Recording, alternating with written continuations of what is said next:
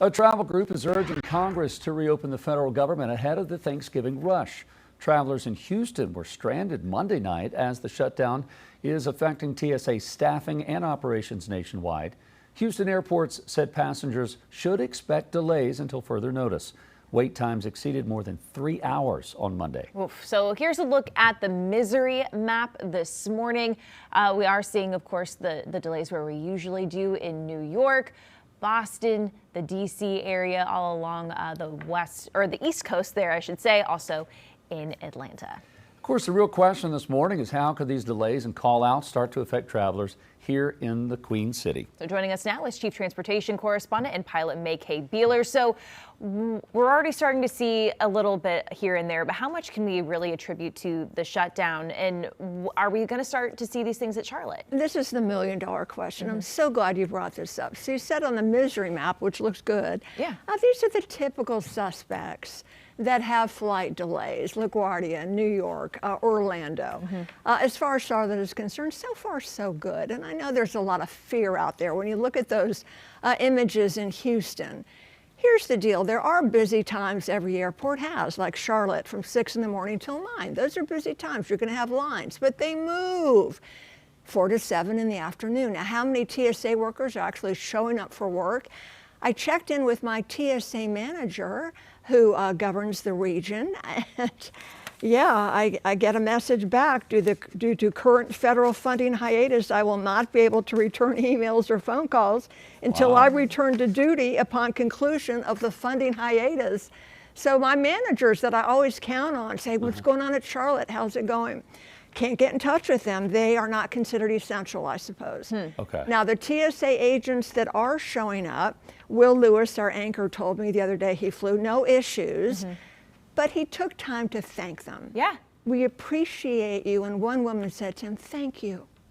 They don't have to come. Yeah, it's mandatory. They're supposed to show up. They're not being paid, but they could stay home. How many are actually staying home? I don't have a number, but I do know right now things are okay at Charlotte Douglas. Can that change? Of course. I don't have a crystal ball. I'm not a psychic. As the shutdown lingers, and who knows how long it's going to be, will it get worse? Yeah, because people are tired of working for free, and it's got the mental thing. I'm disrespected. I'm not paid, and my lawmakers are. And some burnout.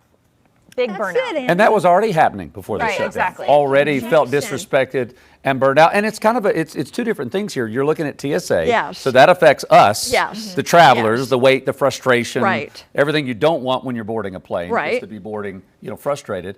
But as a pilot, the other side of this is the ATC, the air traffic controllers. Right. They're having the sick, call out. Yes. As a pilot, what does that worry you at all when you have fewer and fewer? I mean, does that affect, what's the domino effect when it comes to travel if you have fewer ATC Well, it people? depends on where you're going. I mean, some airports might be closed, but typically if the tower is closed, and there are part-time towers all across the United States. So as pilots, we know we have a common traffic advisory frequency where we self-announce. And you do have ATC centers that are going to direct you to an airport. So it's not just, it's free for all. We do have backups. I don't want to scare people. A lot of people are scared right now. I hate to say it, it seems like there's a little bit of sensationalism, a little bit. These problems were in place before the shutdown. Yeah. Is it being exacerbated? Of course. Yeah. As time goes on, of course. Well, so we're heading into a busy season with Thanksgiving and Christmas. How can travelers prepare? Because, for example, husband flew last week. He was thinking he might miss his plane. The Charlotte Douglas TSA website said that it was under 10 minutes. I said, you're good to go. But then the line was really long. So what's the best way for people to actually prepare? The line moves. It's like you're in traffic. You go, oh boy, here we go. There's a blockage. As long as I'm moving, I'm happy. It moves. Not all checkpoints may be open. It depends on how many. You can look at the Charlotte app. It's a wonderful tool. I just checked it before I came out here. Not all checkpoints are open at this time, but they are moving less than 10 minutes. So be prepared. You got to go early. I know some people hate to go early. Go early. Which frustration would you rather have? I know. Go early and have to wait and read or have coffee? Right. Or be frustrated because you're running and you miss a flight? And you missed your flight. And you can get a snack. So just plan ahead. Check the Charlotte app. You can check the misery map. And there are ground delays that are typical all these other airports, they typically have them anyway. So Sean Duffy, our transportation secretary, said, it's not unsafe. It is safe to fly. He says we're not going to let the system get unsafe. If it were to, they would shut down the whole airspace system. Well, that hasn't happened since 9/11. That's not going to happen. All right. They're going to slow flights. There might be ground delays and flight delays. Just be patient. And don't forget, traveling, you guys, is a luxury.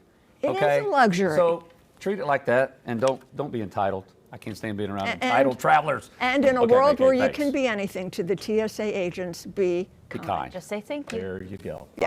Queen City News Plus. Just search Queen City News on your smart TV's app store.